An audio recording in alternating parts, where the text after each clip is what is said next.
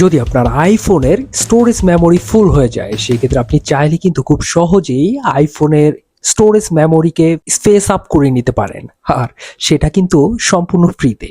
আজকে এই ভিডিওটির মাধ্যমে আমি মোট 7টি টিপসের কথা বলবো, যে টিপসগুলোর মাধ্যমে আপনারা খুব সহজেই আপনাদের আইফোনের স্টোরেজকে আরো বাড়িয়ে নিতে পারেন। তবে সেজন্য আমাদের কোনো অ্যাপসকে ইনস্টল করতে হবে না এবং সম্পূর্ণ ফ্রিতে। তাহলে চলুন আমরা প্রসেসগুলো দেখে নিই।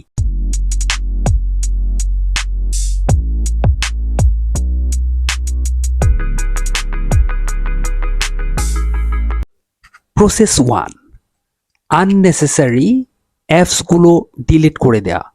আমাদের মোবাইলে অনেক সময় অনেক ধরনের অপ্রয়োজনীয় অ্যাপস ইনস্টল করা থাকে, যার দরুন ধীরে ধীরে সেই অ্যাপসগুলো ডেটা কালেকশন করতে করতে একসময় অনেক বড় আকার ধারণ করে, যার দরুন আমাদের স্টোরেজটা ধীরে ধীরে কমে আসে। সো সেই অ্যাপসগুলোকে আমরা আমাদের মোবাইল থেকেই প্রথমে ডিলিট করে দিব। আর এই অ্যাপসগুলো ডিলিট করার জন্য অ্যাপসের উপরে চেপে ধরে রাখলে রিমুভ অ্যাপ, এই অপশনটাতে জাস্ট একটা ক্লিক করে দিব, এখান থেকে ডিলিট অ্যাপ। এরপর আবার ডিলিট সিলেক্ট করে দিব। হ্যাঁ, অ্যাপগুলো রিমুভ হয়ে যাবে। এতে আমাদের মোবাইলেরই স্টোরেজটা বেড়ে যাবে পরবর্তীতে ব্যবহার করার জন্য। Process number 2, clear browsing history data. আমরা অনেক সময় আমাদের মোবাইল দিয়ে বিভিন্ন ধরনের ওয়েবসাইটে ভিজিট করে থাকি। সেই ওয়েবসাইট থেকেই আমাদের অনেক ধরনের ডাটা কালেকশন হয়ে থাকে, যার দরুন আমাদের স্টোরেজটা দিনে দিনে কমে আসে। সেজন্য স্টোরেজ বাড়ানোর জন্য আমরা সরাসরি সেটিংসে চলে যাব। এখান থেকে সাফারি ব্রাউজারটা ওপেন করব। সাফারি ব্রাউজার ওপেন করার পরে এখান থেকে clear history and website data, এই অপশনটাতে জাস্ট একটা ক্লিক করে দিব। এখানে clear history and browsing data clear tabs, তাহলে আমাদের হিস্টোরি ডাটাগুলো ক্লিয়ার হয়ে যাবে। Process number 3, delete unnecessary photos and videos. অনেক সময় আমাদের ফটোস গ্যালারিতে অনেক ধরনের অপ্রয়োজনীয় ফটো এবং ভিডিও থাকে, যেগুলো হয়তো ডুপ্লিকেট অথবা আমাদের অপ্রয়োজনেই এই ভিডিও বা ফটোগুলো কালেকশন করা হয়েছে। সেজন্য প্রথমেই আমরা সেই অপ্রয়োজনীয় ফটো এবং ভিডিওগুলো আমাদের গ্যালারি থেকে ডিলিট করে দিব। সেজন্য আমরা ফটোস যে অ্যাপটা আছে সেই অ্যাপে সরাসরি ঢুকে যাব। এখান থেকে ফটোগুলো সিলেক্ট করে জাস্ট ডিলিট প্রেস করে দিব। তাহলে এখান থেকে আমাদের ফটোস এবং ভিডিওসগুলো কিন্তু ডিলিট হয়ে যাবে। এর সাথে সাথেই অ্যালবাম সিলেক্ট করে এখান থেকে রিসেন্টলি ডিলিটেড অপশনটা চুজ করে নিব। এরপরে এখান থেকে ফটোগুলো সিলেক্ট করে ডিলিট অপশনে ক্লিক করে দিলেই পার্মানেন্টলি ডিলিট হয়ে যাবে। তো আমরা ডিলিট করে নিব।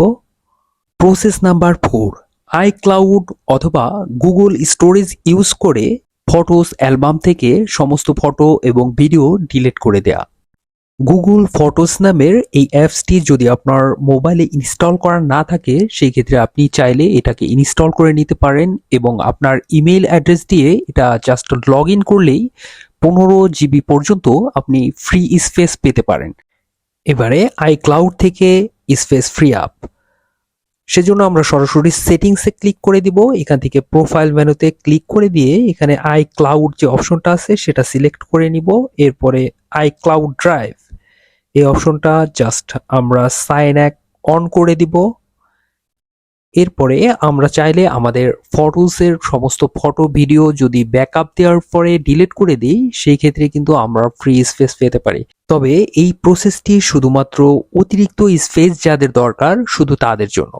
Process 5, delete audio video and documents data. আমরা সরাসরি এখান থেকে ফাইলসে চলে যাব। ফাইলসে গিয়ে আমরা ব্রাউজ সিলেক্ট করে এখান থেকে আমাদের ফটো ভিডিও এবং ডকুমেন্টসগুলো যেগুলো অপ্রয়োজনীয় সেগুলো আমরা সিলেক্ট করে এখান থেকে ডিলিট করে দিব। সিলেক্ট করার জন্য উপরের দিকে যে 3 ডট আইকন আছে সেখানে সিলেক্ট অপশনে ক্লিক করে আমরা সমস্ত ফাইলগুলো প্রথমে সিলেক্ট করে নিব। এরপরে জাস্ট ডিলিট অপশনে ক্লিক করে দিলেই এই ফাইলগুলো প্রপারলি ডিলিট হয়ে যাবে। Step number 6, delete unnecessary voice recording. অপ্রয়োজনীয় ভয়েসগুলো ডিলিট করার জন্য আমরা সরাসরি রেকর্ডিং অপশনে চলে যাব। এখান থেকে আমাদের যদি কোনো ধরনের রেকর্ডিং করা থাকে আগে থেকেই, যে রেকর্ডিংগুলো আমাদের এই মুহূর্তে প্রয়োজন নেই অথবা ভবিষ্যতে এর প্রয়োজন নাও হতে পারে, সেক্ষেত্রে সেগুলো সিলেক্ট করে ডিলিট করে দিলেই আমাদের কিন্তু আইফোনের স্টোরেজ অনেকাংশে বেড়ে যাবে। Process number 7, uninstall and install process. এই প্রসেসে স্টোরেজ বাড়ানোর জন্য আমরা সরাসরি চলে যাব সেটিংসে, এখান থেকে জেনারেল সিলেক্ট করব, এরপরে আইফোন স্টোরেজ। এখানে কিন্তু আমাদের স্টোরেজগুলো শো করবে। আমরা একটু নিচের দিকে স্ক্রল করে নিব, এখানে আমাদের সমস্ত অ্যাপসগুলো শো করবে। যেই অ্যাপসগুলো যতটুকু সাইজের তার চেয়ে অনেক বেশি এখানে ডাটা কালেকশন করে অনেক বড় হয়ে গেছে। সো এগুলোকে ফার্স্টেই আমরা প্রথম দিকের যে অ্যাপসগুলো আছে সেগুলোকে আমরা ডিলিট করে দিব, আবার নতুন করে সেগুলোকে ইনস্টল করে নিব। এতে আমাদের মেমোরি অর্থাৎ আমাদের আইফোনের স্টোরেজ অনেকাংশে বেড়ে যাবে। এখান থেকে অ্যাপসগুলো ডিলিট করার জন্য আমরা ওই অ্যাপসের উপরে একবার প্রেস করলেই এখানে অ্যাপসের ডিলেটের একটা অপশন চলে আসবে। সেই ডিলেট অপশনে জাস্ট ক্লিক করে দিলেই আমাদের অ্যাপসটা ডিলেট হয়ে যাবে। এটা পরবর্তীতে আমরা আবার অ্যাপস স্টোরে গিয়ে সার্চ করে ইনস্টল করে নিলেই আমাদের অ্যাপসের সাইজ কিন্তু অনেকাংশে কমে যাবে, যাতে করে আমাদের আইফোনের স্টোরেজটা বেড়ে যাবে অনেকাংশে। আমাদের অ্যাপসগুলো ডিলিট করা হয়ে গেলে আমরা সরাসরি আবার অ্যাপস স্টোরে চলে যাব।